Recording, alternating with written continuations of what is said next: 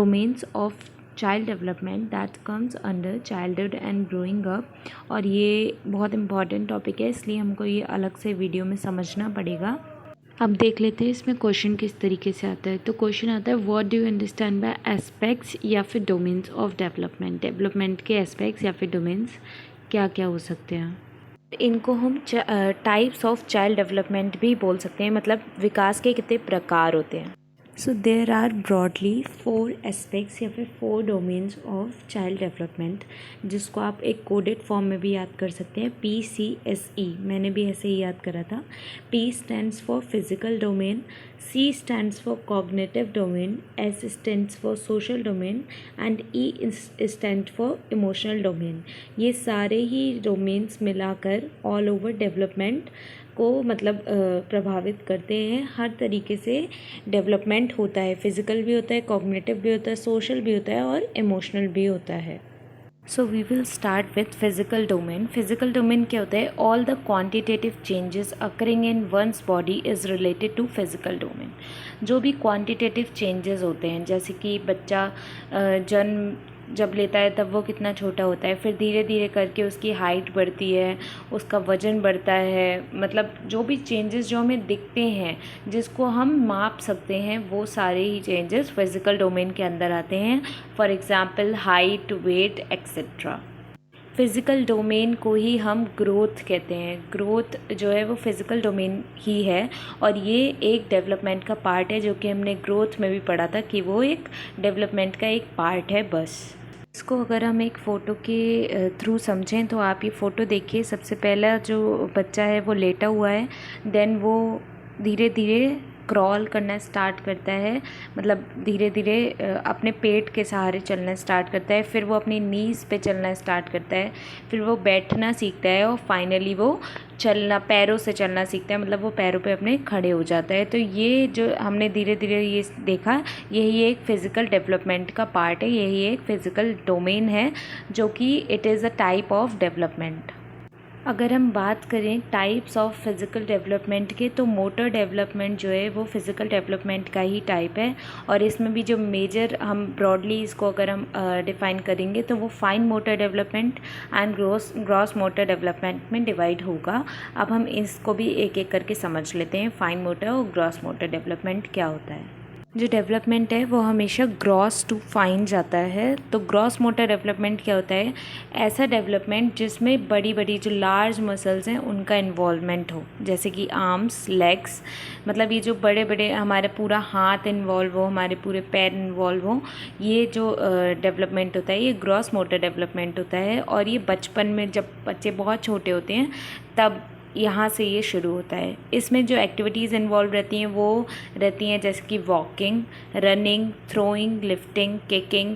जब बॉल अगर बच्चे को पकड़ाते हैं तो वो दोनों हाथ से पूरा उससे पकड़ता है, तो वो ग्रॉस मोटर डेवलपमेंट में आता है। अब देखते हैं फाइन मोटर स्किल्स क्या होता है। तो फाइन मोटर स्किल्स जो हम स्मॉल मसल्स का यूज़ करके कुछ भी चीज़ करते हैं, जैसे कि जब हम कुछ चीज़ लिखते हैं तो पेंसिल जो पकड़ते हैं वो हम अपनी फिंगर्स से पकड़ते हैं, मतलब स्मॉल मसल्स का यूज़ करते हैं। और धीरे धीरे करके हमारी, मतलब अगर हम नर्सरी की बात करें तो बच्चों की राइटिंग बहुत ज़्यादा गंदी होती है, वहीं पर जब वो धीरे धीरे बड़े हो जाते हैं, उनका फाइन मोटर डेवलपमेंट हो जाता है, तब उनकी राइटिंग भी बहुत अच्छे से उभर के आती है। क्रिएटिविटी, अगर हैंडीक्राफ्ट्स की बात करें या फिर कुछ आर्ट से रिलेटेड बात करें, तो ये जिसमें भी स्मॉल मसल्स का यूज़ होता है वो हमारी फाइन मोटर डेवलपमेंट के अंदर आती है। अब आ जाता है बहुत इम्पॉर्टेंट डोमेन, जो कि है cognitive domain. Cognitive domain is related to the ability to think and reasoning skills. Cognitive domain पे अलग अलग लोगों ने अलग अलग बातें करी हैं, बहुत सारे ऑथर्स ने अपने अपने व्यू पॉइंट्स रखे हैं। तो ऑल ओवर अगर हम कॉग्निटिव डोमेन की बात करें तो जब बच्चा थिंक करना, मतलब अपने तरीके से अगर कोई चीज़ हुई है वो अपने वे में अगर वो सोचता है या फिर उसमें रीजनिंग करता है, तर्क करने की शक्ति आ जाती है, तो उसका कॉग्निटिव डेवलपमेंट हो रहा होता है। मतलब अगर कोई चीज़ हुई है तो वो क्यों हुई है, अगर ये बच्चा सीख जाता है, ये बच्चे को समझ में आ जाता है, तो वो उसका कॉग्निटिव डेवलपमेंट से रिलेटेड है। Basically the development related to cognition is cognitive development. जो भी मतलब माइंड इंटेलेक्चुअल अगर हम बात करें उस चीज़ से जो भी चीज़ रिलेटेड होती है वो कॉग्निटिव डेवलपमेंट के अंदर आती है।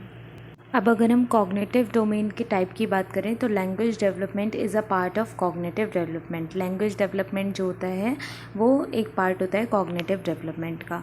अब लैंग्वेज डेवलपमेंट क्या होता है, बच्चा जो है वो जन्म से ही कुछ ना कुछ वर्ड्स बोलना सीख जाता है। मतलब वर्ड्स नहीं, जैसे लैंग्वेज, अगर हम लैंग्वेज की बात करें तो बच्चा जो है सबसे पहले रो के अपनी लैंग्वेज को दिखाता है कि अगर उसे कोई भी चीज़ चाहिए रहती है तो वो उसे रोना रहता है उस चीज़ के लिए। फिर उसके बाद में जब वो 1 साल का हो जाता है तो वो 3 वर्ड्स बोलना सीख जाता है। मतलब पर्टिकुलर एक एक वर्ड हर चीज़ के लिए बोलना सीख जाता है। फिर जब वो 3 वर्ष का होता है तो 272 वर्ड्स आ जाते हैं उसकी डिक्शनरी में। और जब वो 5 साल का होता है तो 2072 वर्ड्स अप्रॉक्स उसकी डिक्शनरी में आ जाते हैं। लेकिन ये जो लैंग्वेज डेवलपमेंट हो रहा होता है उसका, ये कॉग्निशन से रिलेटेड होता है। मतलब कॉग्निटिव डेवलपमेंट से ही संज्ञान से ही बच्चा भाषा सीखता है। Now the third domain is social domain. Social domain is related to society. लेव वाइगोस्की जो थे वो एक सोशियो कंस्ट्रक्टिविस्ट थे और उनका मानना ये था कि बच्चा सबसे ज़्यादा, अगर बच्चे का जो भी विकास होता है, जो भी डेवलपमेंट होता है वो सोसाइटी में रहकर होता है, सोशली होता है। तो देख लेते हैं सोशल डेवलपमेंट क्या होता है। Social development is about improving the well being of every individual in society so that they can reach the full potential, there full potential. Social development किस चीज़ से रिलेटेड होता है कि इंसान जो है वो समाज में रहकर कितना बेहतर बन सकता है, कितना उसका पोटेंशियल है अच्छा बनने का, वो सोशल डेवलपमेंट कहलाता है। The success of society is linked to the well being of each and every citizen. वही सोसाइटी सबसे अच्छी कहलाती है जहाँ पे हर एक व्यक्ति का सोशली विकास हो, मतलब हर एक पर्सन जो है उस सोसाइटी का वो एक्टिव हो। Social development means investing in people.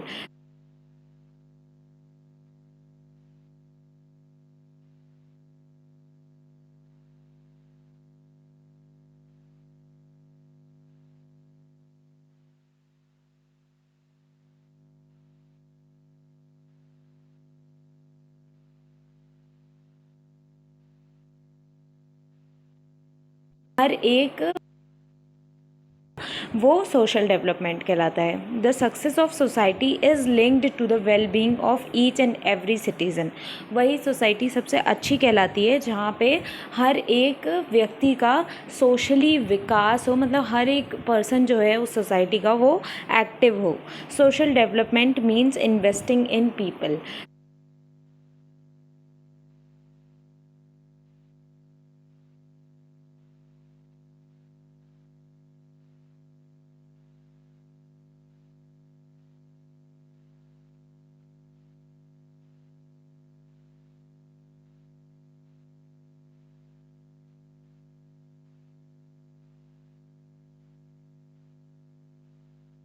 Social development का क्या मतलब रहता है कि हर तरीके से तौर तरीके जो हैं वो हर इंसान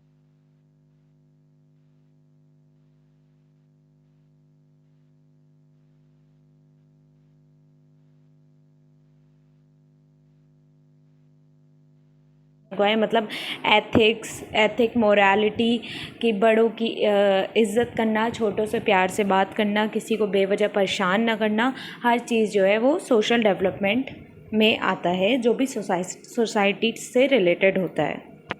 and the last is emotional domain या फिर emotional development. It is the last part जो कि हम ब्रॉडली अगर हम डेवलपमेंट को डिवाइड करें तो इमोशनल डेवलपमेंट क्या होता है। अब जो छोटा बच्चा होता है वो हर चीज़ को, जो हर चीज़ का इमोशन जो है वो अपना रो के ही जाहिर करता है। मतलब रो के ही हर चीज़ बताता है, एक्सप्लेन करता है कि उसे कुछ भी चाहिए रहता है तो वो सिर्फ रोता ही है, और अगर उसे कोई चीज़ अच्छी लगती है तो वो हंसता है। बट जब हम धीरे धीरे बड़े हो जाते हैं तो हम अपने इमोशंस को बैलेंस करना सीख जाते हैं। मैं इसमें इमोशनल कंट्रोल नहीं बोलूँगी क्योंकि इमोशंस को कंट्रोल करना इमोशनल डेवलपमेंट नहीं होता है, इमोशंस को बैलेंस करना इमोशनल डेवलपमेंट होता है।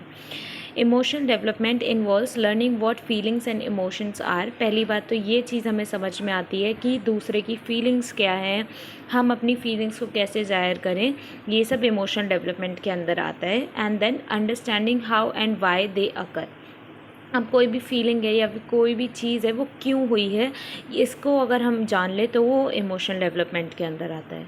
Recognising your own feelings and those of others and developing effective ways for managing those feelings.